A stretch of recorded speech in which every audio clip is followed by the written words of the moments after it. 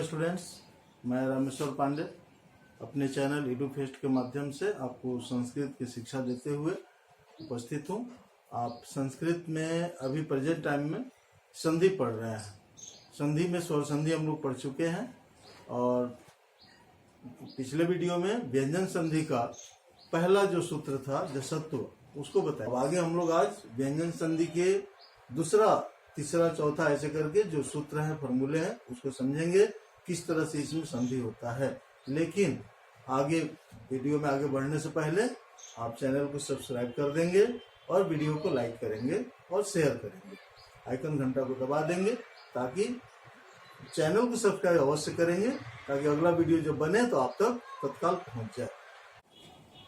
हाँ, तो स्टूडेंट्स आगे बढ़ते हुए अब हम लोग व्यंजन संधि के अगले नियम, पहला नियम जसत्व हुआ और दूसरा नियम प्रथम वर्णस्य पंचम वर्णे परिवर्तनम, अर्थात पहला वर्ण जो है वर्गों का प्रथम वर्ण वो पांचवें वर्ण में कैसे परिवर्तन होता है, उसके लिए क्या नियम है, क्या शर्त है।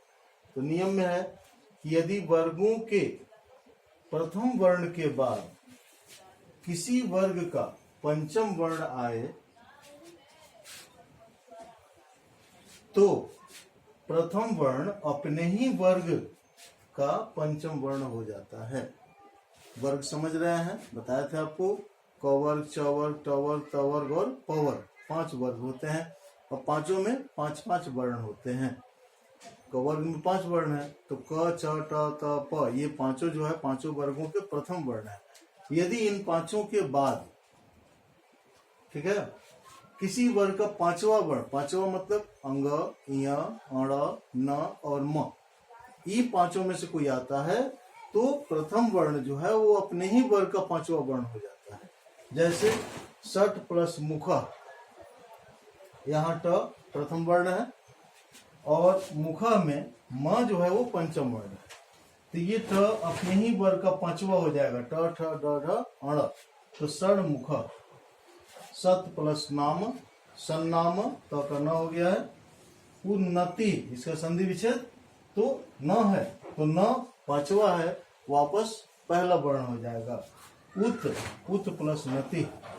सन्मित्रम, तो न यहाँ भी है पांचवा, ये वापस प्रथम हो जाएगा। सत, त का न बना है, ये न जो है वो त हो गया। सत प्लस मित्रम, सन्मित्रम। तो इस तरह से पंचम वर्णे परिवर्तनम, इस संधि का नाम है ना, पांचवा वर्ण में कैसे परिवर्तन होता है।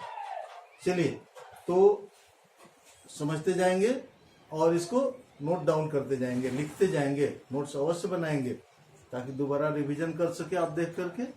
और जहां भी आपको कंफ्यूजन हो, समस्या हो, जो समझ में न आ रहा हो, आप कमेंट करके हमको अवगत कराएंगे।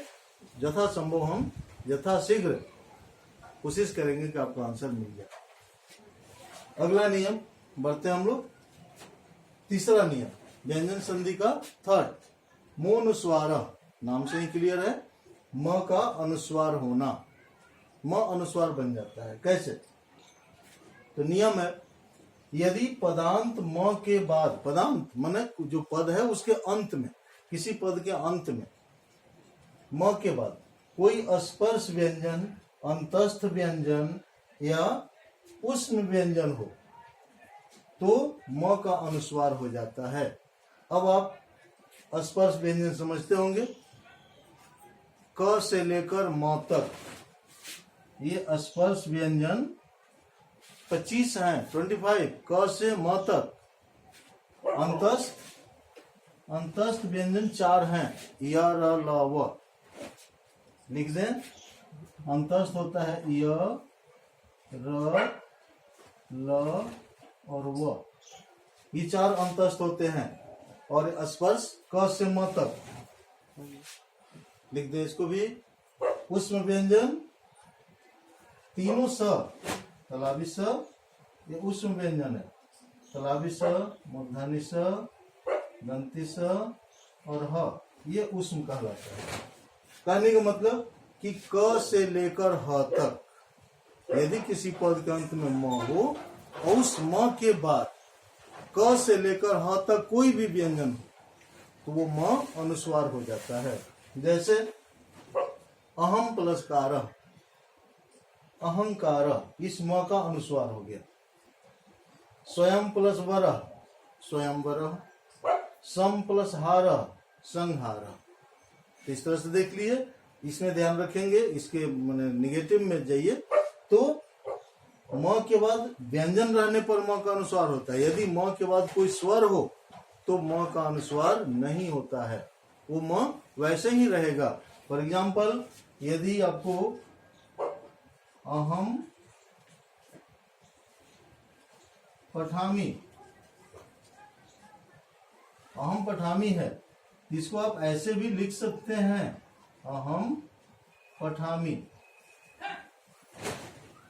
क्योंकि देखिए म के बाद प है, प ये व्यंजन है। लेकिन अगर है कि अहम अस्मि, अहम अस्मि हिंदी होता है मैं हूं, तो इसको आप अहम अस्मि ही लिखेंगे, अहम अस्मि। इसमें अनुस्वार नहीं होगा। यदि आप इसमें अनुस्वार लिख देते हैं तो सेंटेंस गलत हो जाता है। इस बात का ध्यान रखेंगे सेंटेंस लिखते समय कि म के बाद यदि स्वर रहेगा तो उसका अनुस्वार नहीं होगा, व्यंजन रहे पर ही अनुस्वार होता है। ओके।